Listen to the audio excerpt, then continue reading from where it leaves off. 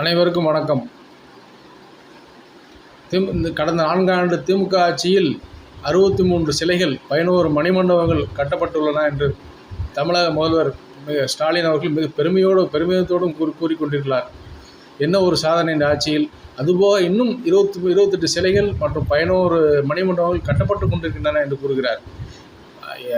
ஆட்சியில் சாதனைகளை பாருங்கள். சிலைகள் வைப்பதும் மணிமண்டபம் கட்டுவதும் தான் ஆட்சியின் சாதனைகளா? இந்த அரசு இவர்கள் கோவிலுக்கு போகக்கூடாது என்பார்கள், சாமி கும்பிடக்கூடாது என்பார்கள். ஆனால் சிலைகள் முன்னே நின்று இவர் சாமி கும்பிடுவார்கள், சிறப்பை கழட்டி விட்டு சாமி கும்பிடுவார்கள், மாலை அணிவிப்பார்கள். இதுதான் இவருடைய பகுத்தறிவு லட்சணம். இது மட்டுமா சாதனைகள்? கடந்த 4 ஆண்டுகள் 25 லாக்அப் மரணங்கள். தமிழக அரசின் கடன் 5.5 லட்சம் கோடியிலிருந்து 10 லட்சம் கோடியாக உயர்வு, சொத்து வரி உயர்வு, மின்கட்டண உயர்வு, போதை மருந்து கடத்தல் உயர்வு, சட்டம் ஒழுங்கு சீர்குலைவு என்று அடுக்கிக்கொண்டே போகலாம் சாதனைகளை பற்றி. இப்படி ஒரு அரசாங்கம் தமிழகத்துக்கு தேவையா? தமிழக மக்கள் யோசிக்க வேண்டும்.